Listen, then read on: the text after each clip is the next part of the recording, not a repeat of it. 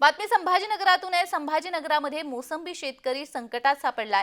फळगळती आणि कमी भावामुळे शेतकऱ्यांना आर्थिक फटका बसतोय। मराठवाड्यामध्ये मोसंबीचा आगर म्हणून छत्रपती संभाजीनगर जिल्ह्यातील पैठण तालुका आणि जालना जिल्ह्याची ओळख आहे।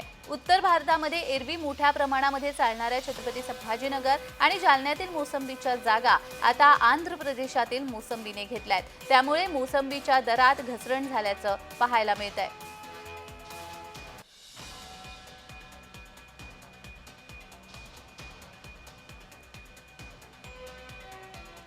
मोसंबीचे भाव घसरले। छत्रपती संभाजीनगर आणि जालन्यामधील मोसंबी 1500 रुपये क्विंटल इतका भाव मिळतोय।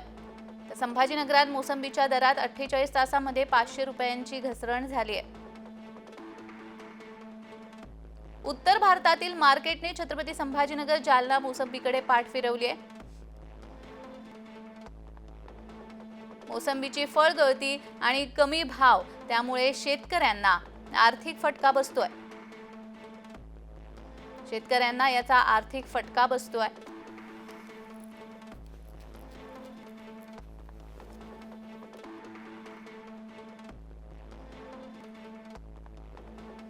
छत्रपती संभाजीनगर आणि जालना या दोन जिल्ह्यांमध्ये 36,000 हेक्टर क्षेत्रावर मोसंबीची लागवड करण्यात आली आहे। या माध्यमातून मोसंबी बाजारपेठेत एका बहारामध्ये दिवसाला किमान 400 ते 500 टन मोसंबीची आवक होते। मात्र आता मोसंबीला 15 ते 18,000 रुपये क्विंटल भाव मिळत असल्यामुळे शेतकऱ्यांनी नाराजी व्यक्त केली आहे। सरकारने मोसंबी प्रक्रिया उद्योग सुरू करावे अशी देखील मागणी शेतकऱ्यांनी केली आहे।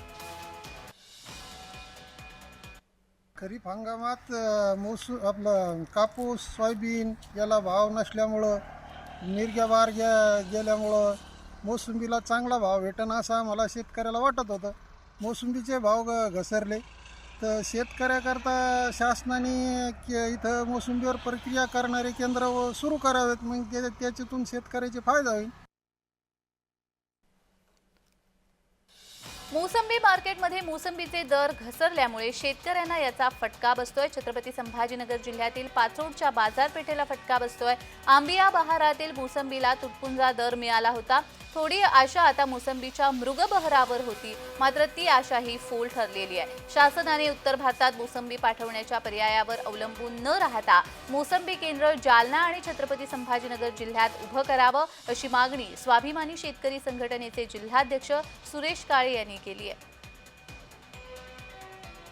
आंध्र प्रदेश आणि राजस्थान हरियाणामधले मोसंबी आवक वाढल्यामुळं महाराष्ट्रातील मोसंबीचा दर पडला जातो।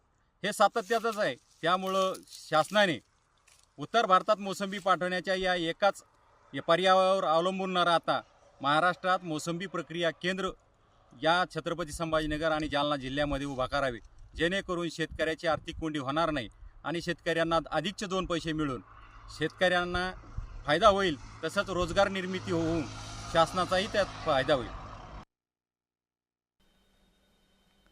महाराष्ट्रात मोसंबी उद्योग सुरू केल्यास याचा निश्चित फायदा मोसंबी उत्पादक शेतकऱ्यांना होईल आणि शेतकरी अडचणीत सापडणार नाही। दरम्यान राज्य सरकारने शाश्वत आणि ठोस उपाययोजना करणं गरजेचं आहे। विजय चिडे, जय महाराष्ट्र न्यूज, छत्रपती संभाजीनगर।